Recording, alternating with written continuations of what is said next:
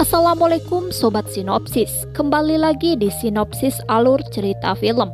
Tentunya buat kalian para pecinta film Korea yang malas menonton dengan durasi panjang dan hanya ingin mengetahui spoiler atau inti dari isi cerita filmnya saja, di sini Mimin akan merangkum sinopsis ceritanya. Oke, kali ini Mimin akan menceritakan film dari Korea Selatan yang berjudul Midnight Runners. Film aksi lega komedi ini tercatat sebagai salah satu film tersukses di Korea. Film yang rilis tanggal 9 Agustus tahun 2017 ini disutradarai oleh Jason Kim dan dibintangi oleh Park Seo-joon dan Kang Han-eul. Midnight Runners bercerita tentang dua orang pemuda yang sedang menempuh pendidikan di Universitas Kepolisian.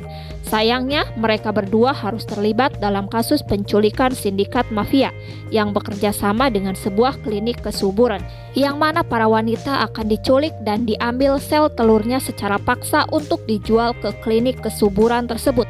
Bagaimana cara dua pemuda ini menyelesaikan kasus penculikannya? Mampukah mereka berdua mengatasi masalah tersebut?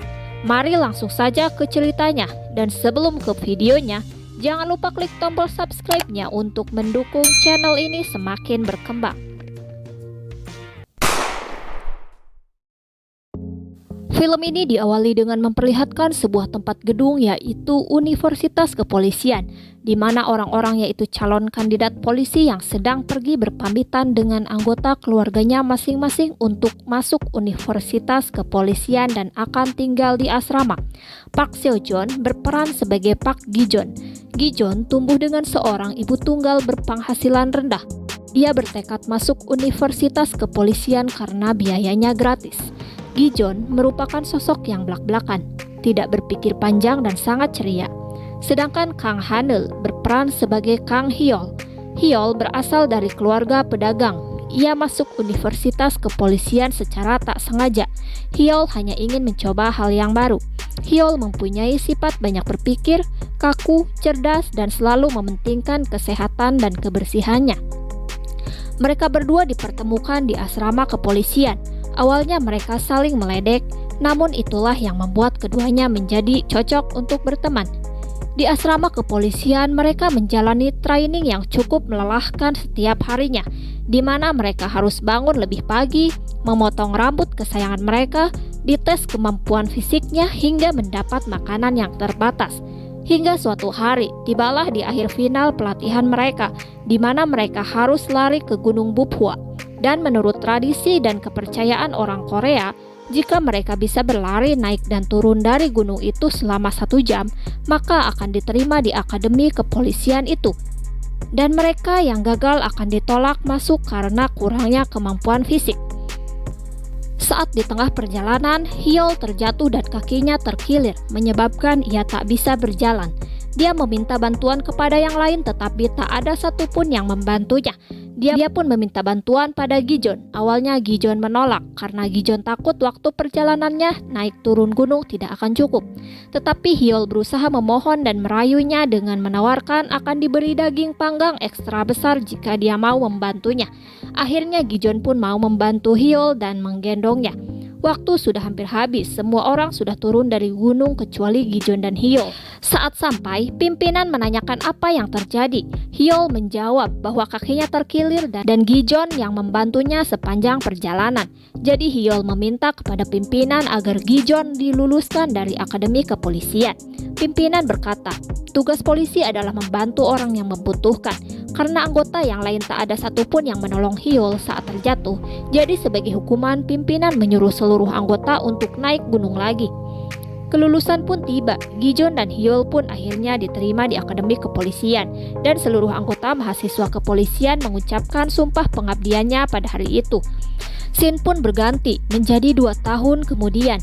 Gi-joon dan Hyol pun menjalani hari-harinya sebagai mahasiswa di asrama akademi kepolisian. Mereka mengikuti kelas, mengikuti tes ujian, mengikuti tes tertulis, bahkan mengikuti kelas bela diri. Karena keseharian di akademik yang membosankan dan merasa kesepian tak punya pacar, Gi-joon dan Hyol pun berencana mencari pacar dan pergi ke klub malam pada malam Natal. Mereka berdua pun bersiap-siap untuk pergi dan meminta izin keluar pada pimpinan. Ketua pimpinan mengizinkannya. Gijon dan Hyul pun akhirnya pergi. Di klub malam mereka sangat senang dan antusias, bahkan mereka terlihat sangat konyol dan norak pada saat di klub malam itu, membuat para gadis tak ada yang mau mendekati Gijon dan Hyul. Ditambah pekerjaan mereka yang sebagai calon polisi, membuat wanita yang didekati Gijon mengatakan bahwa pekerjaan polisi adalah pekerjaan yang termiskin. Itu membuat Gijon merasa sangat sedih dan kecewa. Gijon dan Hyul pun pergi dari klub malam itu.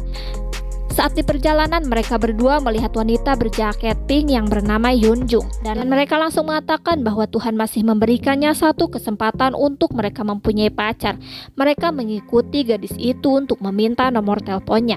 Tetapi saat mereka tengah asik melakukan gunting batu kertas untuk menentukan siapa yang akan meminta nomor telepon pada gadis itu, tiba-tiba saja ada mobil van hitam mendekati si gadis dan menculik gadis tersebut.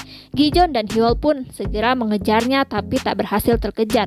Gijon pun segera menelpon nomor darurat 911 dan segera pergi ke kantor polisi untuk meminta bantuan di sana. Sang polisi mengabaikan dan lebih memilih menangani kasus anak ketua pimpinan polisi yang hilang, sehingga membuat mereka berdua akhirnya memutuskan menyelamatkan gadis itu sebelum terlambat. Tentunya dengan kemampuan terbatas mereka sebagai mahasiswa baru di akademi kepolisian, tak banyak pengalaman yang mereka dapatkan. Jadi mereka hanya akan mengandalkan kemampuan mereka saat belajar di akademik. Mereka akhirnya mulai mencari bukti, mendatangi ulang tempat kejadian perkara dan mencari bukti-bukti yang ada, hingga berujung ke sebuah perkampungan Cina. Ternyata mereka adalah sindikat penculik gadis-gadis muda untuk diambili sel telurnya. Saat Gijon dan Hyul akan membawa salah satu gadis yang sudah kritis, tiba-tiba komplotan geng penculik itu datang. Karena jumlah mereka 2 orang banding banyak, akhirnya komplotan penculik itu memukuli Gijon dan Hyul dan menangkap mereka berdua. Gijon dan Hyul pun diikat dan digantung di sebuah ruangan. Hyul berusaha membangunkan Gijon. Saat Gijon terbangun, dia berusaha lepas dari ikatan yang menggantungnya dan terjatuh, dan segera menolong Hyul. Para penculik menyita jaket hingga ponsel mereka. Saat mereka berdua berusaha melarikan diri, ternyata di balik pintu para penculik itu tengah tertidur, sehingga membuat mereka harus keluar dengan cara mengendap-endap. Tapi tiba-tiba saja jam Gijon berbunyi, sehingga menyebabkan salah satu penculik itu terbangun. Mereka berdua akhirnya lari sekencang mungkin agar tak tertangkap. Saat di tengah-tengah perkejaran, mereka akhirnya melihat pos polisi dan mobil polisi di pinggir jalan, sehingga menyebabkan para penculik itu berhenti mengejar mereka berdua. Gijon dan Hyul pun segera melapor, tetapi Pak Polisi yang berjaga meminta data atau KTP sesuai prosedur. Gijon sangat kesal dan emosional sehingga membuat polisi itu menembak dengan alat kejut listrik yang membuat Gijon dan Hyul meringis kesakitan. Esok paginya Prof Sung Il datang ke pos polisi itu. Gijon dan Hyul pun segera memberitahu pada Prof Sung Il bahwa ada para gadis yang dikurung di sebuah tempat bangunan terbengkalai. Mereka pun segera mendatangi lokasi tersebut. Di perjalanan, Prof Sung Il mengatakan bahwa pada tahun 2007 lalu dia juga pernah mengalami kasus yang sama, di mana terjadi penculikan dan perdagangan organ tubuh manusia secara ilegal, serta para wanita diambil sel telurnya untuk diperjualbelikan kepada pasangan-pasangan yang tidak dikaruniai anak. Setibanya mereka di sana, tempat itu sudah kosong. Gijon dan Hyul meminta agar Prof melakukan sesuatu agar bisa menangkap para sindikat penculik itu. Tapi Prof mengatakan kasus ini harus diserahkan ke kepolisian dan harus menunggu prosedur selama 30 hari lamanya. Gijon dan Hyul pun sangat mengkhawatirkan para gadis-gadis itu sehingga membuat mereka emosional. Tetapi Prof coba menenangkan mereka dan menyuruh kedua pemuda itu segera kembali ke asrama. Di asrama mereka sangat mengkhawatirkan dan memikirkan para gadis-gadis tawanan itu, dan akhirnya mereka membuat keputusan untuk menyelidiki kasus itu tanpa harus menunggu tim kepolisian menangani kasus sindikat penculikan itu. Scene berganti, para gadis dipindahkan ke tempat lain dan salah satu gadis di sana sudah sangat kritis. Para penculik itu segera memerintahkan untuk segera membunuhnya dan mengambil organ tubuhnya. Gijon dan Hyul pun meminta bantuan pada pimpinan Medusa untuk mengecek CCTV untuk mengetahui kemana arah mobil para penculik itu pergi. Tentu saja semua itu tanpa sepengetahuan pimpinan. Gijon berdalih bahwa temannya ditabrak lari dan ingin mengetahui kemana mobil tabrak lari itu pergi. Setelah itu mereka pun meminjam alat senjata ke tempat penyimpanan senjata di akademik itu dengan dalih Prof yang menyuruh mereka meminjamnya. Kini mereka berdua mempersiapkan mental dan fisik untuk menghadapi para sindikat itu. Mereka berlatih lebih keras lagi, belajar menembak dengan alat kejut listrik, melakukan push up, berlatih judo, bahkan mereka sangat serius belajar saat di kelas. Mereka berdua berlatih dengan sangat keras sampai pada akhirnya Gijon dan Hyul mendapat kabar bahwa pimpinan sudah mendapatkan CCTV yang mereka tanyakan dan sudah mengetahui kemana arah mobil para penculik itu pergi, yaitu ke sebuah klinik kesehatan. Saat mereka mengecek lokasi yang diberikan pimpinan, mereka sangat khawatir akan keselamatan para gadis-gadis yang diculik itu. Mereka pun saling menyemangati. Para gadis-gadis itu pun dibawa paksa ke klinik tempat di mana mereka akan diambili sel telurnya. Kini saatnya Gijon dan Hyul telah bersiap bertarung.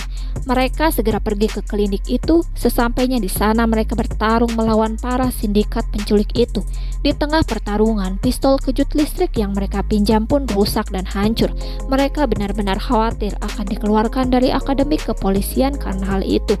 Setelah mereka mengalahkan semua para komplotan itu, mereka berdua pun langsung pergi mencari ruangan di mana para gadis itu akan dioperasi dan diambili sel telurnya. Ketika mereka menaiki lift, tiba-tiba salah seorang sindikat penculik itu langsung menyerang dan terjadi perkelahian kembali. Di ruang operasi, dokter akan segera bersiap-siap mengambili sel telur milik gadis yang bernama Yunjung.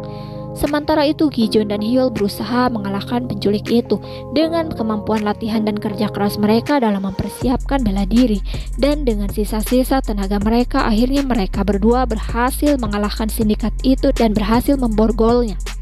Mereka berdua pun langsung pergi mencari ruang operasi dan segera menghentikan pengoperasiannya dan membawa Yunjung pergi. Dan tak lupa mereka mencari gadis-gadis yang lain. Gijon pun berkata untuk segera menghubungi Prof. Ilsung. Hyul pun menjawab bahwa mereka berdua bisa dikeluarkan dari akademik apabila mereka memberitahukan masalah ini. Gijon pun sudah tak peduli dengan itu, bahkan kalau mereka dikeluarkan sekalipun. Hyul pun berpikir hal yang sama dan tim kepolisian pun akhirnya datang. Saat di akademik, Prof mengatakan dan bertanya kalau mereka tidak akan menyesal bahkan jika mereka dikeluarkan, bukan? Gijon dan Hyul pun menjawab dengan ragu bahwa mereka yakin tidak akan menyesal. Namun mereka menjawab bahwa mereka belajar banyak di akademi kepolisian ini dan mereka masih tetap ingin menjadi seorang polisi. Di ruang rapat, para kepolisian berdebat dan beradu argumen. Satu pihak menginginkan kedua pemuda itu diusir dan dikeluarkan dari akademi kepolisian karena sudah mencoreng nama baik akademik mereka. Sedangkan satu pihak membela Gijon dan berkata mereka melakukan hal yang benar karena telah menyelamatkan korban penculikan lebih dari 20 orang. Setelah perdebatan yang panjang, akhirnya Gijon dan Hyul tak jadi dikeluarkan dari akademik. Namun Prof. Ilsung mengatakan bahwa ketua akademik menunjukkan belas kasihannya dan mereka berdua hanya harus mengulang 1 tahun sebagai pelajar dan mereka berdua dihukum 500 jam kerja bakti. Prof. Ilsung pun memberi hormat pada Gijon dan Hyul, membuat mereka berdua merasa terkejut dan berterima kasih pada Prof. Ilsung sambil memberi hormat. Keesokan harinya saat Gijon dan Hyul sedang melakukan kerja bakti, tiba-tiba Yunjung datang menemui Gijon dan Hyul untuk berterima kasih pada mereka berdua karena telah menyelamatkan hidupnya dari para sindikat penculikan. Yunjung pun datang dengan penuh haru dan langsung memeluk Gijon. Hyul pun tak mau kalah, ia pun segera memeluk Yunjung. Mereka pun mengajak Yunjung pergi berjalan-jalan melihat-lihat kampus di sana dan film pun berakhir.